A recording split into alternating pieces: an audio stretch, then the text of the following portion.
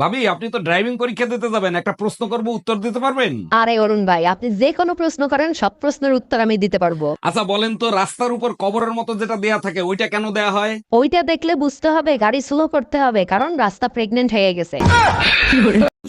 Guys, সবাই ready থাকো। আজকে আমি তোমাদের কিছু ইংলিশ শেখাবো।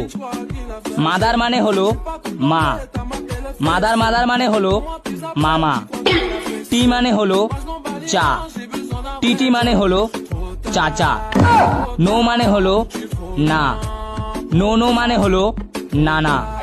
তো আজকের মতো এতটুকুই, তো আজকে ছুটি। হ্যালো মা, কই রে তুই? আমি রান্না করে। রান্না করে যেহেতু আসছিস তাহলে এক পাতি ভাত বসাই দে।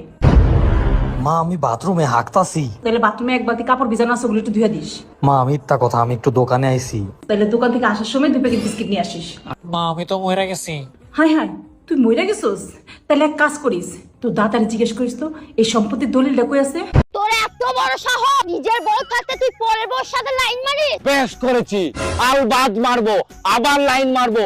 তুই কি করে নিবি আমার? হ্যাঁ আমি কি করে নেবো দাঁড়া। আরে হ্যাঁ হ্যাঁ, নে নে, যা করার কোন দিকে দাঁড়িয়ে আছে আমি। হ্যালো বাবা, এক বস্তা সিমেন্ট আর একটা নীল ড্রাম পাঠিয়ে দাও তো তাড়াতাড়ি। দেখাচ্ছি মজা তোকে। ও মা, মা কি হয়েছে? আজকে দিদা আসছে। আজকে কি করে আসছে? কেন এইভাবে আসছে?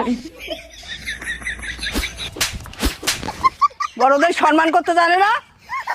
আচ্ছা বলো তো, একটা ছেলে আর একটা মেয়ের ভিতরে বড় ব্যবধান কোথায়? আরে বোকা, একটা মেয়ে 9 মাসে একবার মা হতে পারে। একদম ঠিক বলছো, এই কারণেই তোমাকে নিয়ে আমি গর্ববোধ করি। আর একটা ছেলে চাইলে 9 মাসে 270 বার বাপ হইতে পারে।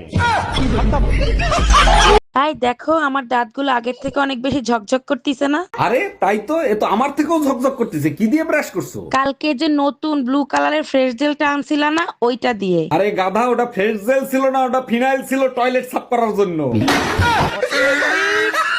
হ্যালো রোমিও, কালকে সকালের ট্রেনে 2টা টিকিট বুকিং দিয়ে রাখিস তো। তাই কি বলো তুমি? এই গরমের ভিতর আমরা ট্রেনে যাব? না, তোমার জন্য হেলিকপ্টার কিনে নিয়ে আসবো, হেলিকপ্টারে তোমার বাপের বাড়ি যাব। সেই কপাল করে কি আর আইছি? একটা ফকিরের সাথে বিয়ে হইছে আমার। আচ্ছা বাবু, বলো তো মেয়েরা বিয়ে বাড়িতে গিয়ে সব থেকে বেশি কি খায়? আরে ওরা তো সব থেকে বেশি ভাও খায়।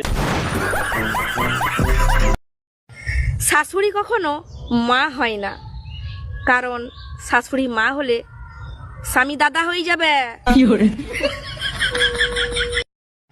দোস্ত তুই ফোন রাখ, আমার সামনে একটা হ্যান্ডসাম ছেলে দাঁড়ায় আছে, দেখি যদি পটাতে পারি। থ্যাংক ইউ সো মাচ আমাকে হ্যান্ডসাম বলার জন্য। সরি আঙ্কেল, আমার বান্ধবী ফোন রাখতেছিল না, তার জন্য মিথ্যা কথা বলছি। খুদার কসম, আজ পর্যন্ত কেউ এতটা ইজ্জতের সাথে বেজ্জতি করে নাই।